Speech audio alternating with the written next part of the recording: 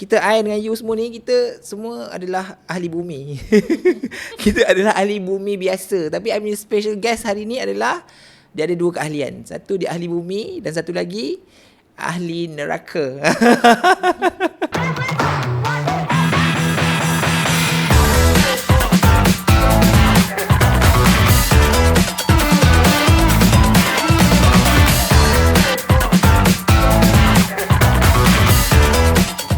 Hai, Assalamualaikum. Bersama saya Muhammad Noor. Dalam mana? Dalam Merentan Studio. Tapi hari ni kita lain sikit mood dia sebab guest I pun guest yang special. Of course tempat pun baru, bukan tempat yang lama. Special, perabot cantik semua. Sebab kenapa I kata special? Sebab kita I dengan you semua ni, kita semua adalah ahli bumi. Kita adalah ahli bumi biasa. Tapi I punya special guest hari ni adalah, dia ada dua keahlian. Satu dia ahli bumi dan satu lagi ahli neraka. Tapi bukan I cakap, korang yang cakap, netizen yang cakap. Sebab pekerjaan dia orang ni katanya sebelah kaki ni bumi, sebelah kaki dan neraka. Sikit lagi kalau tergelincir dua-dua masuk api neraka dah. Sebab tu dia orang dah ada keahlian booking dekat neraka. So kita nak tanya sejauh mana kaki dia orang kat api neraka hari ni. So memperkenalkan guest saya pada hari ini adalah nama saya Nur Aminatul Mardiah. Okay. Saya dalam legal service dah 17 tahun macam tu, lebih kurang. Saya start sebagai timbalan pendakwa raya. Okay. Lepas tu saya jadi magistrate sekejap. And then saya buka firma sendiri. Saya tak tahu bila saya register jadi ahli neraka tu. Tak tahu sejak bila. Dalam 17 tahun tu tak tahu sejak bila yang tak terbooking tu. Sodih ayah dia dengar. Tak tahu. Sudah 17 tahun lah. Lebih kurang lah. 17 tahun dah queue. Tengah queue sekarang. Okay. Yang kedua, berapa lama dia queue kat kat sana? Saya habis belajar terus queue. Maksudnya terus ambil tiket dah siap-siap. Berapa lama dah tu? Sekarang kalau calculate tempoh penuh lah kan. Saya dalam 15 tahun lah. 15 tahun Kenapa Mak Nur tak tanya nama saya? Lupa. Dia tak kenalkan diri, kita suruh dia kenalkan diri juga. Okey, kenalkan nama diri. saya Nurul Hafizah binti Hassan. Okey. Panggil Hafizah Hassan. Mak Nur panggil apa? Kiah. Mak Nur je boleh bagi Kiah. Sebab I pun sebenarnya ada booking juga. Tak. So hari ni kita akan sembang-sembang betul ke? Betul. I tengok okey je, mana ada korang pandai-pandai je. Sebenarnya neraka tak neraka ni, kau jangan ambil job malaikat dengan Tuhan Malaikat pun nak buat kerja juga. Nanti dia nak tulis-tulis, kau yang dah ambil job dia tak boleh nak buat kerja dah.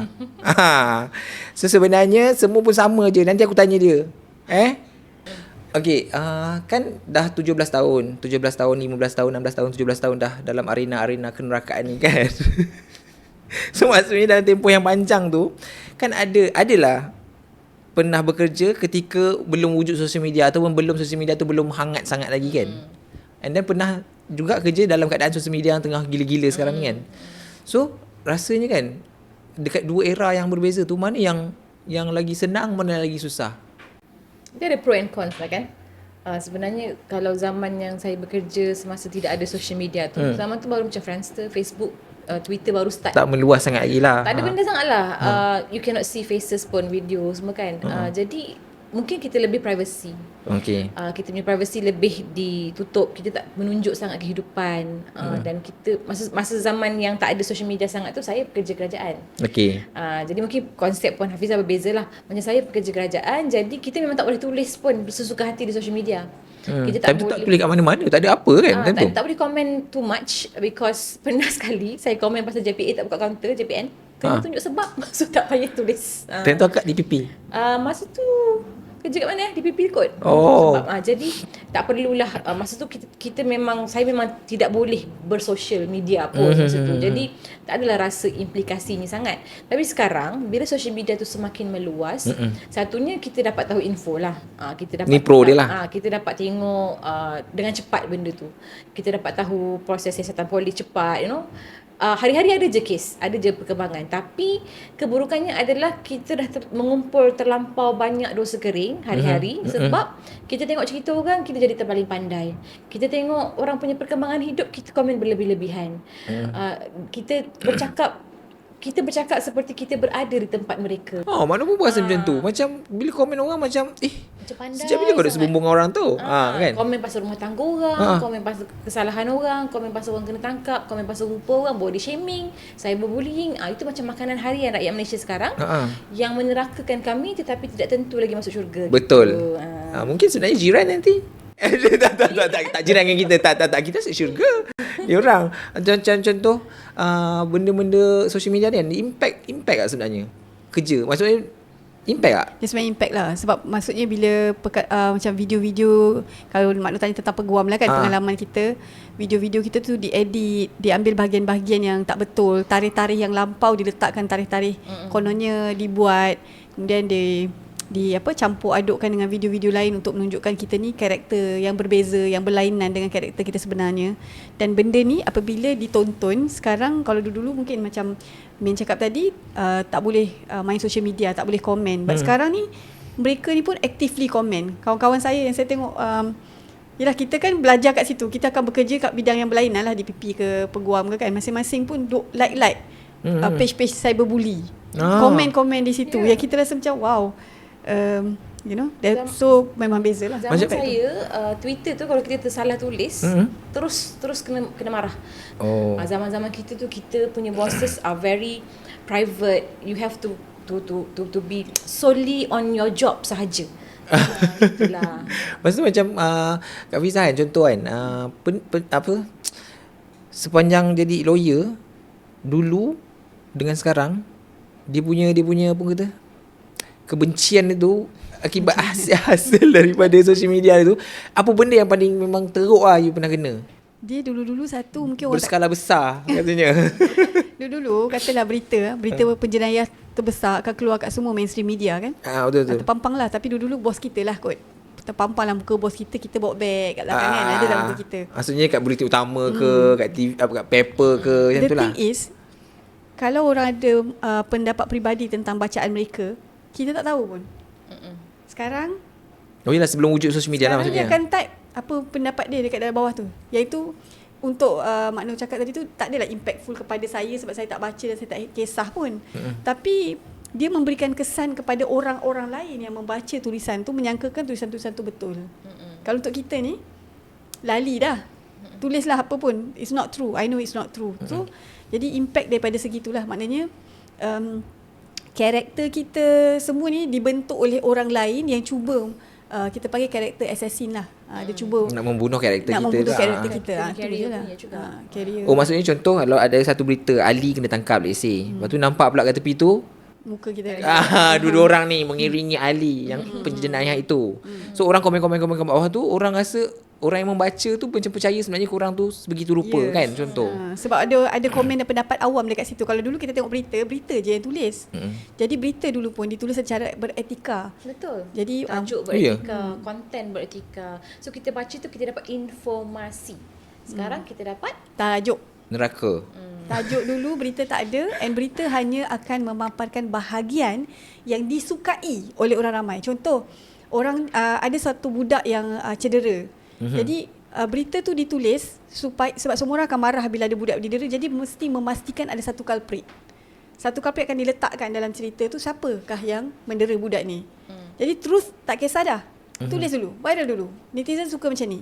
Jadi apa yang ditulis oleh orang ramai akan diambil lagi sebagai satu berita yang baru, yang penting. Jadi sebenarnya semasa trial atau bahagian-bahagian tertentu ni tidak pun dipaparkan. Bahagian pembohongan saksi dia paparkan, yang mana menyebelahi ataupun yang disukai oleh orang ramai dia akan paparkan.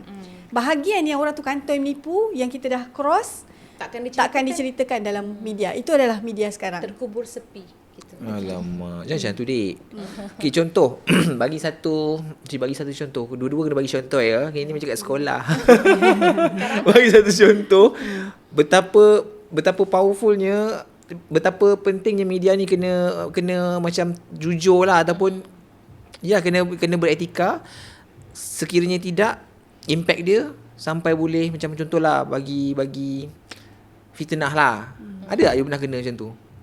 Maksudnya contoh betapa pentingnya media. Maksudnya contoh you pernah kena tak media buatkan macam character assassination tu lah you cakap tu. Maksudnya benda tu tak buat pun, tak ada benda pun, tak berlaku pun, tapi dipaparkan macam benda-benda tu betul-betul you buat. Hanya kerana you mewakili seseorang ke macam tu lah. Sebenarnya kan Makno, banyak kali sama, kadang-kadang video kita pun diambil ataupun diolah luar konteks. Kadang-kadang mereka nak interview kita atas satu-satu kes viral, dan bila kita jawab, jawapan kita tu diambil dan diberikan tajuk-tajuk yang salah. Saya dah kena 2-3 kali dah. Sehingga kan ada efek juga kepada saya punya lesen perundangan syariah saya lah. Oh ya? Sebab apa yang saya katakan tu diambil tajuk dan dibubuh luar konteks. Maksudnya lain, maksudnya maksudnya saya adalah dia tanya kat saya pasal nikah di luar negara. Jadi saya kata tak perlu sampai ke nikah luar negara kalau mak ayah tak mau nikah kan. Dia ada permohonan di Malaysia yang kita boleh buat. Wali enggan nama dia. Tapi dia upload di situ boleh tak perlu lari ke siang, wali tak nak kahwin pun tak apa. Lepas tu muka saya. Jadi berita tu tak maksudnya kalau sebagai pembaca macam kita ada option lain. Macam tu lah, macam seolah-olah you condone that. Yes. So macam tu lah. So jadi berita, kena lah. Saya tak kisah pasal netizen selalunya. Tapi saya kisah bila dia melibatkan kerjaya dan kerjaya saya lah. Macam saya hadir di mahkamah akan beranggapan saya ni tak cukup ilmu ke yang saya sesuka hati menyatakan sedemikian, sedangkan kita tahulah benda tu bukan macam tu. Jadi begitu keadaan. Ke sebab dia orang tak faham ke, ataupun you rasa memang tak.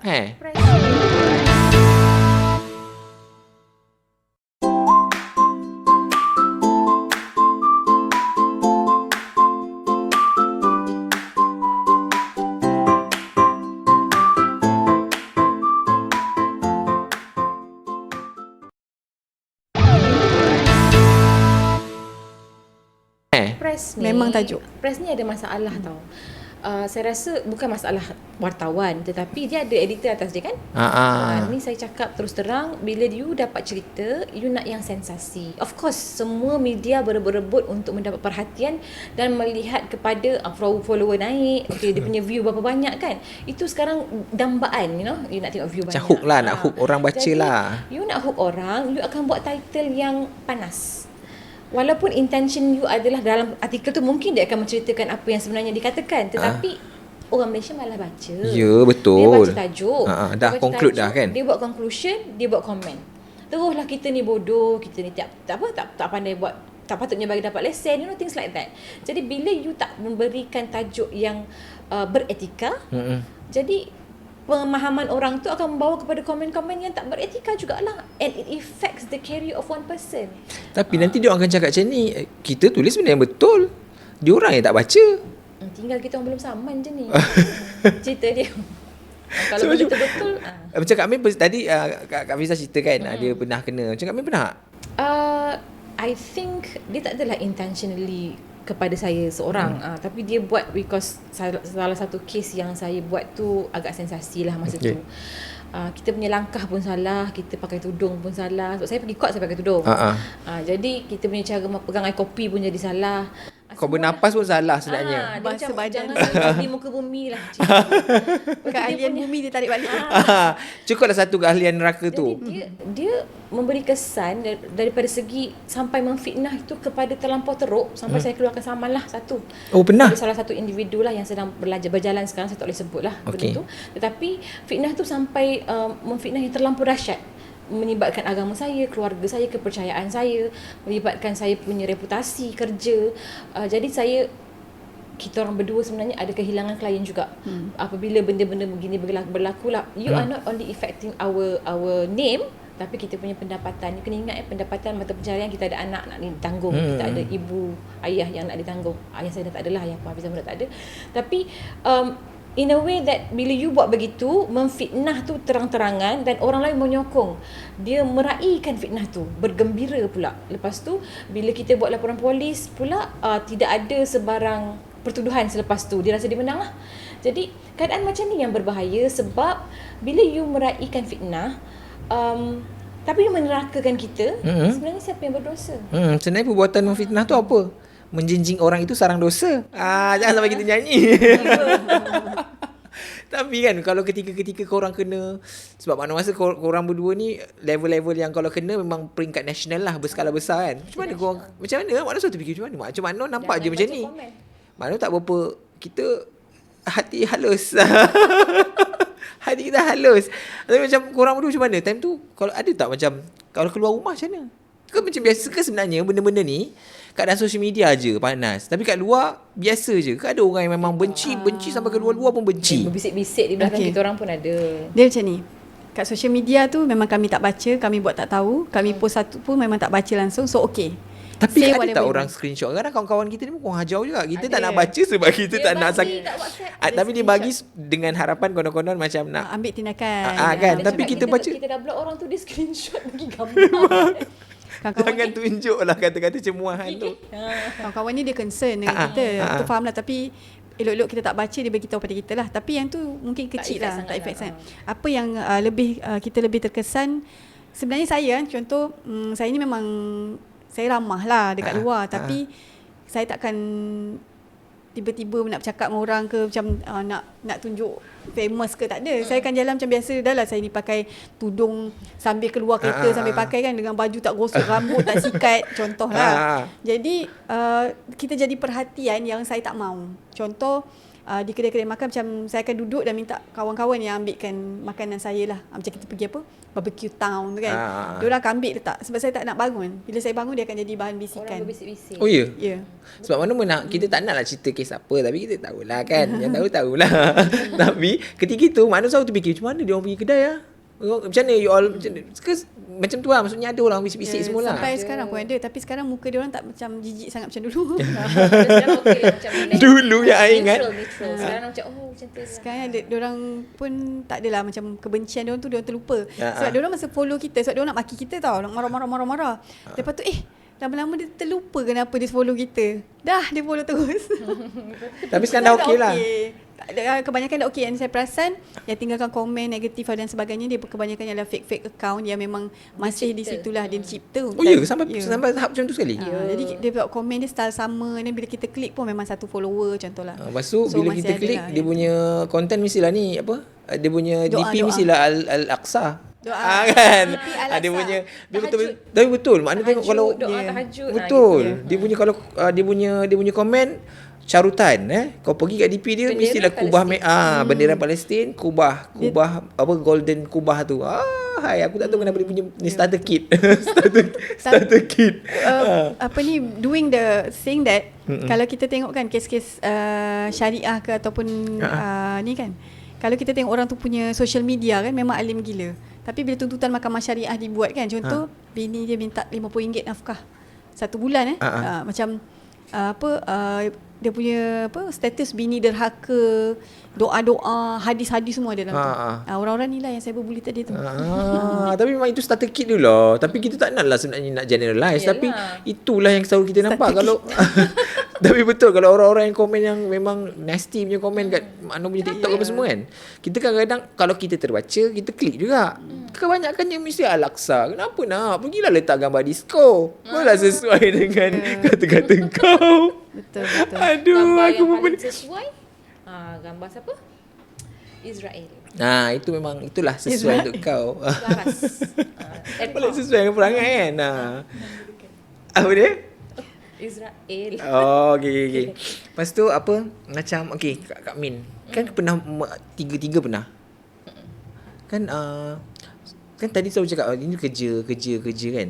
So maknanya ramai orang beranggapan, sebab kan saya cakap itu kerja kita, itu kerja. Masa orang beranggapan macam kau buat benda tu sebab orang bagi duit kat kau, dah orang bayar kau, semua tak salah pun jadi salah pun jadi tak salah lah. Kebanyakan yang kita orang kena fitnah semua pro bono masalah dia. Oh ya ke? Kita macam ni, peguam memang ada fee lah, and peguam ada juga peruntukan untuk buat kes pro bono. Pro bono in the sense of kita tak ambil sebarang fee sebab kita rasa dia tak mampu dan dia layak dibantu. Macam tu lah. Okay, so yang kita orang kena fitnah kes-kes yang tidak berbayar. Macam tu lah contoh.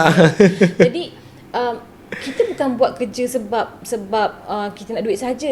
You kena ingat niat bekerja tu kerana Allah. Betul. Macam mana you free hair ke? Betul. You rambut blonde ke? Betul. Niat kerja tu adalah kerana Allah. Ibadah dik, kerja tu. Kerja tu ibadah. Bila you dapat tanggungjawab, you kena jalankan tanggungjawab tu. Tohmah lah macam mana pun. Kau ikutlah kamera tu, aku pegang kopi, kutuk-kutuk pun, aku kena jalankan tanggungjawab sebagai peguam kepada anak guam. Whatever it takes. So, bila orang kecam kita just because kita menjalankan amanah, itu it's not on me. It's your loss. Because you yang akan menjawab di akhirat. You tidak minta maaf kepada saya tidak akan maafkan sehingga bila-bila. Saya bagi tahu semua orang ni. Because habis, mungkin orang tak tahu kan, nak kena minta maaf dengan orang tu, nak berdosa dengan orang kena minta maaf dengan orang. Kena minta maaf dengan orang. You remember masa kes saya kena kecam tu, anak saya gambar dipaparkan. Saya tak ambil tindakan, tapi saya turunkan saja. Saya just screenshot, saya simpan. Okay. Saya baik anak saya bukan saya dedahkan kepada social media. Dia nak ambil gambar dia pun kena bayar. Jadi saya tak mendedahkan dia di social media. Even Puan Hafizah pun tak tunjuk anak-anak di social media. Betul. Kita tunjuk Reason dia macam tu lah. Sebab itulah reason dia. Apa-apa bahaya kepada anak-anak. Tapi ada artikel semasa saya bekerja kerajaan, anak saya gambar tu saya ambil dia sebagai saya ambil anak susuan kan. Jadi digunakan gambar itu untuk diwar-warkan di banyak tempat. Jadi it affects my child, and the moment you touch my family, I will never forgive you, sebab saya membesarkan anak saya dengan baik. Betul. Saya bekerja dan you menyentuh anak-anak saya, it's not fair for me. You nak benci kerja saya, itu masalah you. Tapi you libatkan keluarga saya, mak saya, I don't think it's fair lah. Bisa kena? Pernah kena? Saya samalah, tapi saya sebab memang daripada awal, saya sebenarnya kalau bukan sebab saya mulai letakkan video-video education saya tu kan. Sebelum tu satu video tak ada, muka saya pun tak ada. Saya ada gambar lantai, gambar kasut. Saya tak ada gambar muka. Dia saya letak muka saya rasa poyonya macam tu lah. Tapi after some time tu kita memang keep on doing it lah. Jadi apabila viral, my lucky me, I had never put any of my car, my house, my kids, places where I work, where I go, saya tak pernah. Jadi diorang ni nak cek bahan, tak ada bahan lah. Diorang tak ada bahan. Tapi ada tak netizen laju juga? tak dapat.